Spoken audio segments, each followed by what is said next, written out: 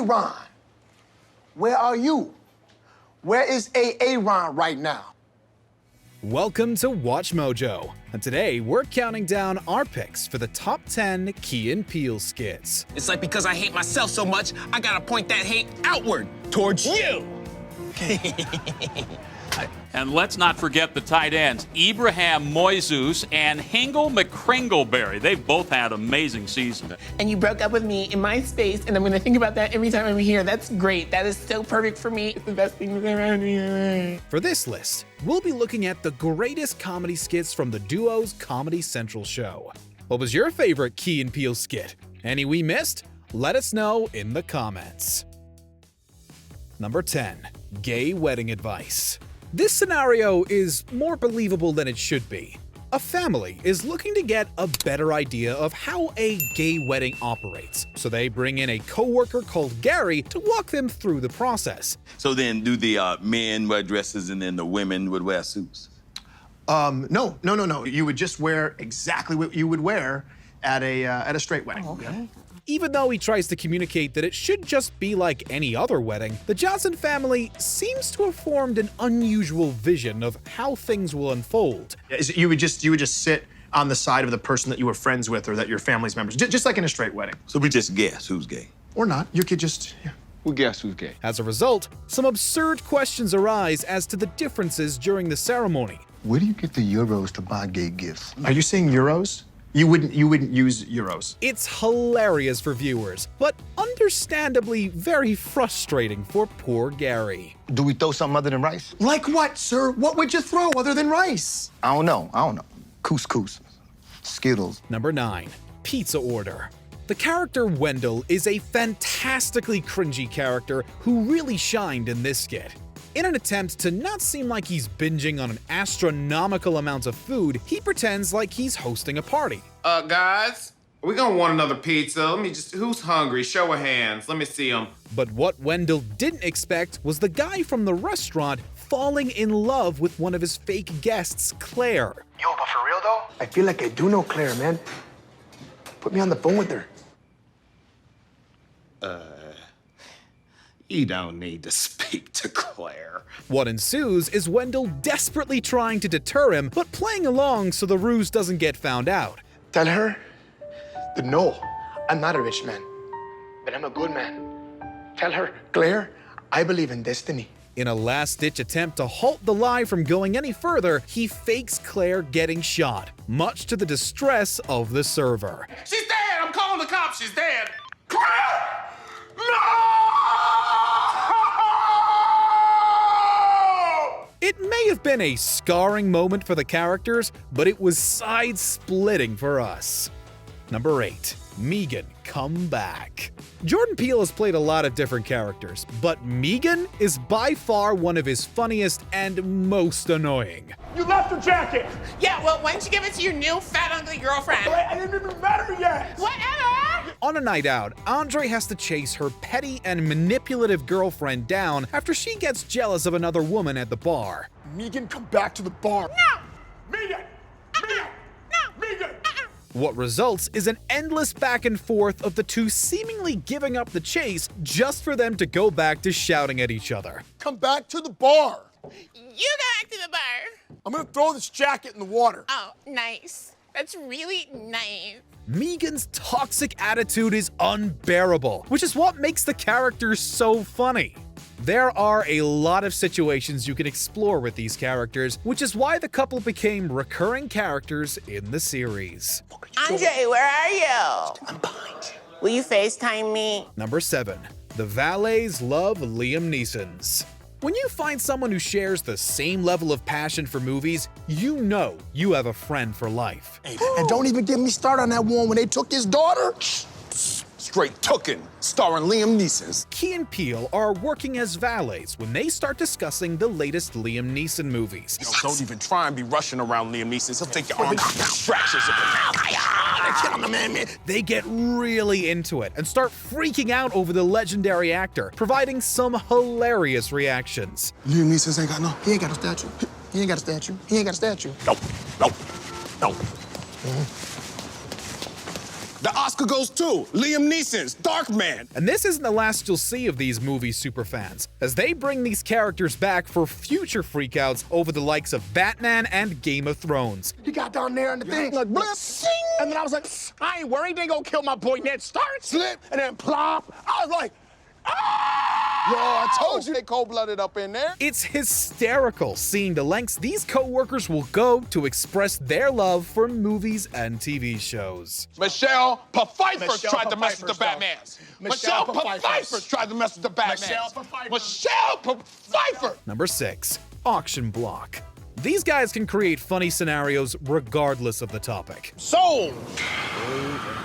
Okay, well, you have to buy that dude. It's a no-brainer. I mean, that guy's huge. The comedic duo are being sold on the auction block, actively talking about how they're going to raise hell wherever they end up. I'm glad I didn't get sold, because I don't want to be owned by another human being. Whoever buys me, they better kill me the first day, or I'm gonna go buck wild on the whole operation. Okay. Initially, they keep their rebellious spirit, but after getting passed up by several buyers, they start feeling insecure. I mean, well, it just seems like at a certain point, it's like, do they even know what they're looking for? I mean, it's like the whole criteria seems just a little inconsistent. I mean, at some point, I want to be on lot Yeah, A.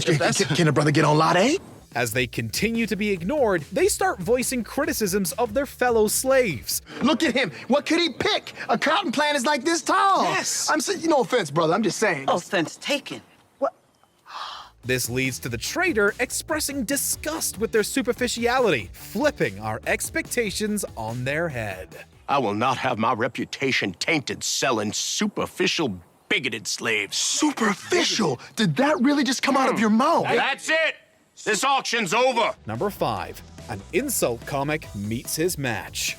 Being a comedian can be a risky business, as you're always treading the fine line between being funny and being offensive. Boy, this guy's ears are so big, he's laughing at jokes from the Yuck Yuck Club all the way to the other side of town.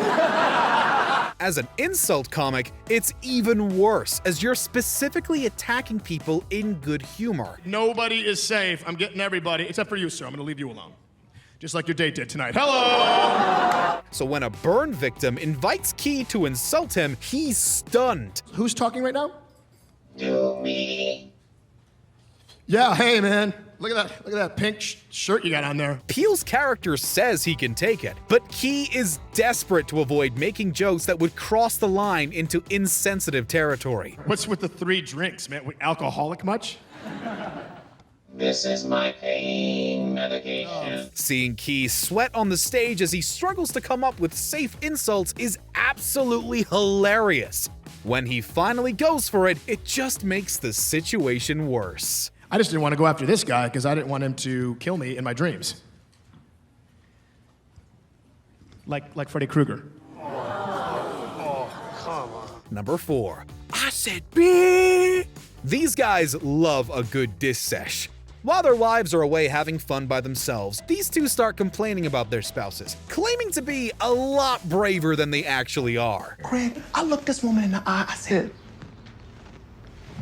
bitch. As they explain frustrating situations, they check around and whisper in hushed tones to make sure that their other halves don't hear them. I said it. I said.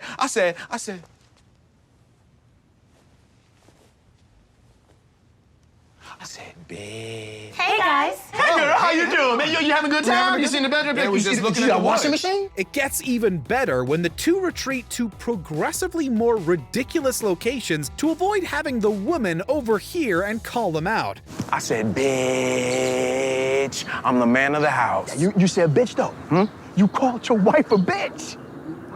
Yeah. In fact, this somehow leads them all the way into space. I looked this woman dead in the windows of her soul. I said,